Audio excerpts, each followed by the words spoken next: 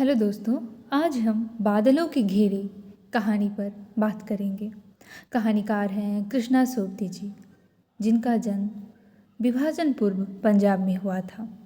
कृष्णा सोबती की कहानी बादलों के घेरे के नायक रवि है। रवि टीवी से आक्रांत होकर भुवाली की कॉटेज में पड़े पड़े अकेलेपन और अजनबीपन को झेलते हुए मर्मांतक पीड़ा का अनुभव करता है। वह अपने अतीत का रोमंथन करते समय उसकी स्मृतियों में दो छवियां साकार हो जाती है। एक है प्रेयसी मन्नो का चेहरा और दूसरी है पत्नी मीरा का आचरण। इस समय उसके मानवीय भावन तंतु, उसके जो मानवीय भाव हैं, उन्मोचित हो जाते हैं। आंतरिक संसार की पीड़ा, अकेलेपन, छटपटाहट, तनाव स्पष्ट हो जाता है। यह स्वाभाविक है कि मन के पास की चीज की उपेक्षा दूर की चीज के प्रति जो नहीं है, पीछे छूट गई है, उसके प्रति अधिक मोह रहता है। रवि के मन में पत्नी मीरा की अपेक्षा, मन्नो के प्रति मोह और प्यार की उछलन अधिक है। रवि को याद आता है वह दिन जब वह बुआ से मिलने नैनी के पहाड़ पर गया था। बुआ पिताजी की सबसे छोटी मौसेरी बहन थी। कौन थी? पिताजी की सबसे छोटी मौसेरी बहन थी। सुबह के नाश्ते की मेज से उठते उठते बुआ ने मन्नो से उसका परिचय कराते हुए 2 दिन के लिए आई उस मेहमान से मिलने को कहा था। मन्नो बुआ के जेठ की बेटी थी, पर दूसरे ही क्षण बच्चों को खुशी से मन्नो जीजी से लिपटते हुए देखकर उन्हें मन्नो से अलग हटा लेती है। कौन? बुआ जो होती है ना, जब बच्चे जीजी करके, मन्नो जीजी करके उन्हें उनके साथ मिलने के प्रयास करते हैं, तब क्या करती है बुआ? मन्नो से बच्चों को हटा देती है या डांट कर वहाँ से जाने के लिए बोलती है। वह टेढ़ी निगाह से मन्नो की ओर देखकर उससे कहीं बाहर घूम आने को कहती है। बिना किसी प्रतिक्रिया से मन्नो फाटक से बाहर चली जाती है। मन्नो की जो बात है, मन्नो के साथ जो यह व्यवहार हुआ, रवि को देखकर बहुत बुरा मालूम हुआ। मतलब रवि वहाँ खड़ा होकर देख रहा था कैसे बुआ उसे टेढ़ी निगाह से देखती है और बाहर जाने के लिए बोलती है, और मन्नो कुछ भी प्रतिक्रिया ना देकर चुपचाप बात मानकर चली जाती है। रवि को इस बात का बुरा लगा कि बुआ मन्नो के साथ ऐसा व्यवहार क्यों कर रही है। मन्नो के चले जाने के बाद बुआ स्पष्ट कर देती है कि उसे टीबी है। 2 साल तक भिवानी के सैनिटोरियम में रहने के बाद वहाँ कॉटेज में रह रही है। साथ में घर का पुराना नौकर है। जब कभी अकेले जी उब जाता है तो प्रायः 4-6 महीने बाद शहर चली आती है। उसे बहुत दिन के बाद दुबली पतली होती हुई देखकर मन भारी हो जाता है।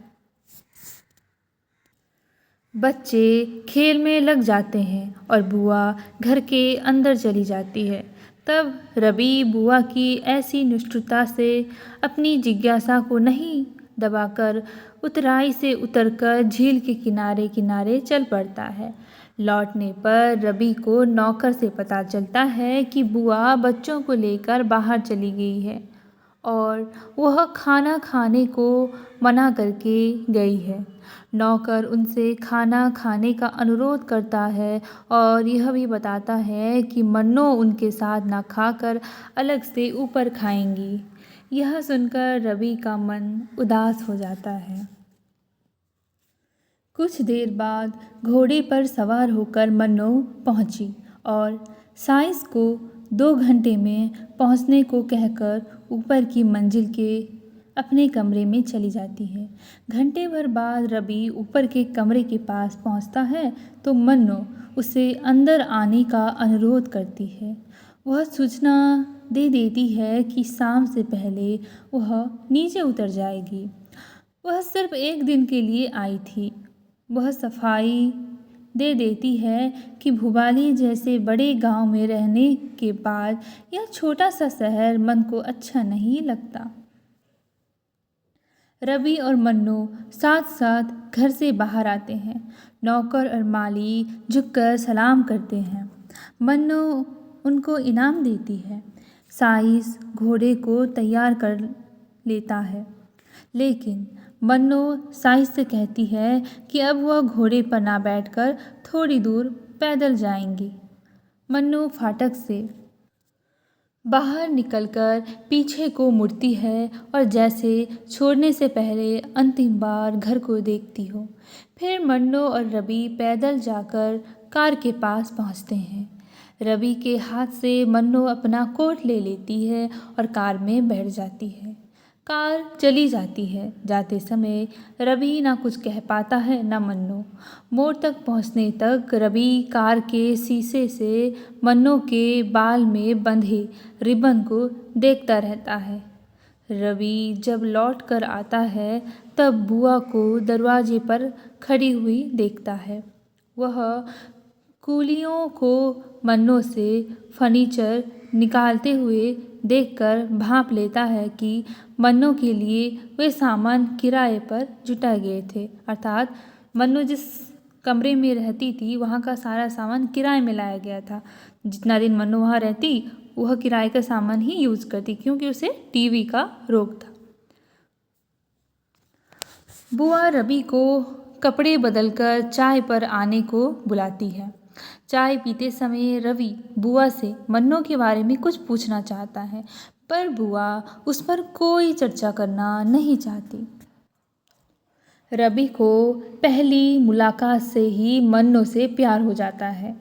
प्यार में पागल रवि रात को अनमना होकर मन्नू के खाली कमरे तक आ जाता है।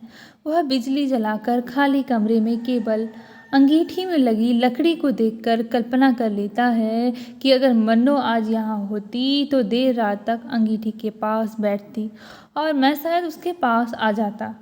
पर दूसरे ही क्षण वह ऐसे सोचने पर अपने को नियंत्रित कर लेता है।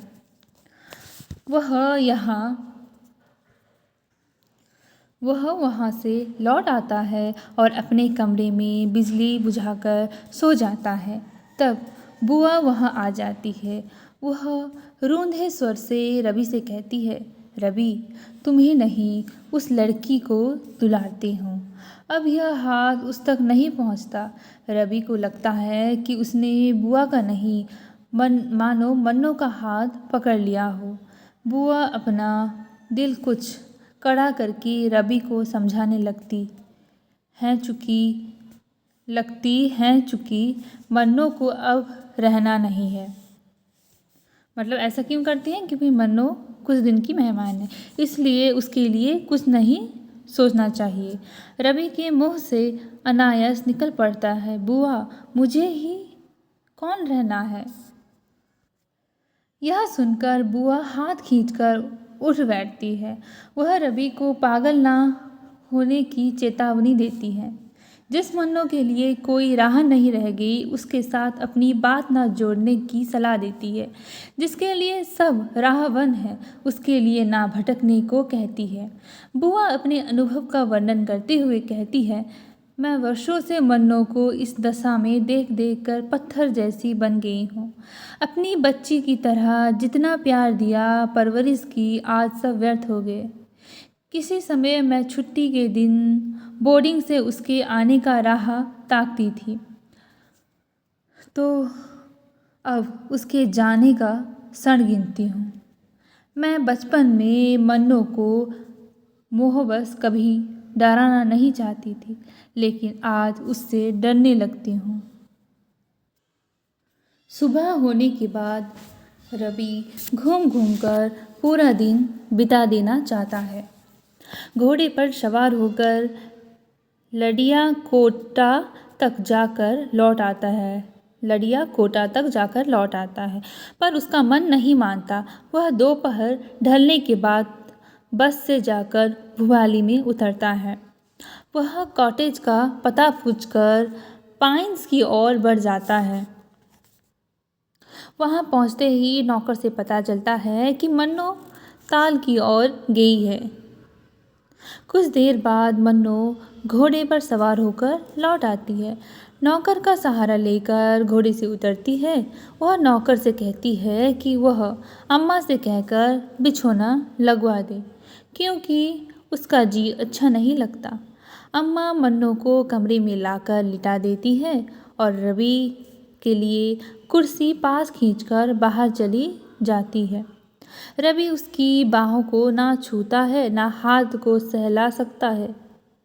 शायद उसका मन उस रोगी मन्नो को छूने से झिझकता था।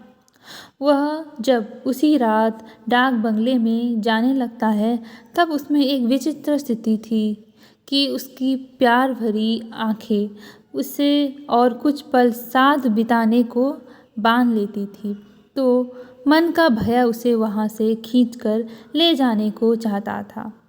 वह डाक बंगले में पहुंचकर मानो सण जकड़ते बनते से छुटकारा पा लेने का अनुनय करता है। रवि डाक बंगले में रात भर ठीक से सो नहीं पाता।